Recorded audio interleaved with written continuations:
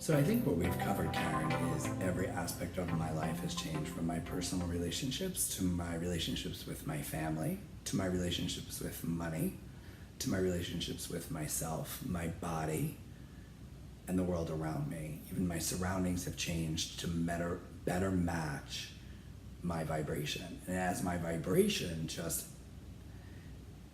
how do you say it, increases, I guess, it gets to a point where I'm vibrating that magic happens all the time around me. And what I mean by that is that the day goes, and as long as I can stay focused, I really don't have a bad day. I might have bad moments, but I don't have whole bad days unless it's very horrific and I need time to accept the shift in my body. But otherwise, this journey has become totally magical. And the fear has gone away. And I think one of the things you helped me with the most, I don't worry about where other people are on their journey. I don't worry about what they're accomplishing. I don't worry about how much they have, how much they don't have. I just watch them and observe and wish them well now, wherever they are in their journey. And that's been a huge shift for me. I love to be near people who are creating, people who are just moving towards the vibration of love. And I can recognize it and I move towards it. And the other ones I just move away from. And I don't judge them, which is huge. So I would say that I love that the most. And just smiling all the time, getting on airplanes, moving. I see everyone now, from the person serving me at the counter, to the person cleaning the hotel room, to everyone. And it makes a huge difference just giving them a smile. And that's been a huge change.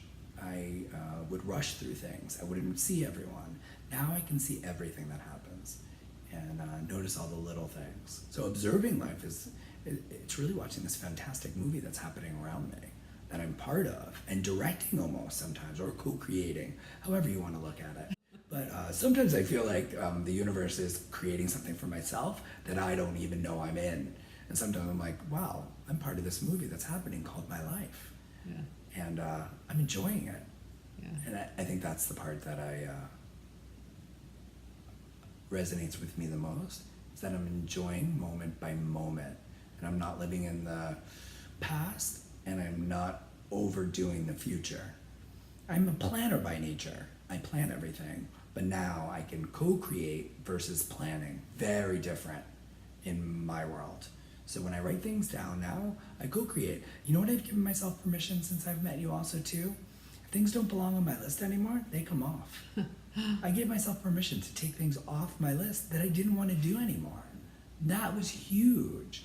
Not what society thought I should do, not what my parents thought I should do, not what I should do for the community, but things that actually made my vibration better.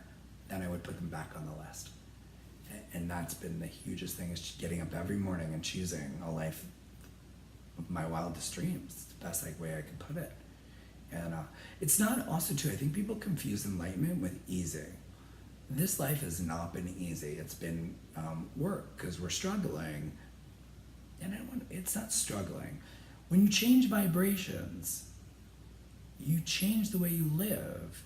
It's like exercising. You get to run the marathon, you have to prepare for it. You can't get up that morning and run a marathon. You have to take small steps to get to where you want to be. So I think enlightenment is exactly preparing for the marathon of life, is the best way that I can explain it. Because it's the best way that people, I think, can, it's hard sometimes to put the physical and the spiritual together, but I think that people will understand the way you prepare the body is the way you prepare the spirit. I think it goes hand in hand. They both need their own exercises, like pushing your limits a little bit, each day a little bit more, and eventually you hit those goals to where running the 24 or 25 miles, it's not easy, but you can do it. Yes. And when you get there, there's such a sense of accomplishment and joy that you get to ride it out. You know, they say the runner's high, there's definitely a spiritual high. What a great way to put that. It's the best analogy that I could probably come up with to examine those two together. Yeah. Thank you. You're welcome. Thank you. I've enjoyed the journey, trust me.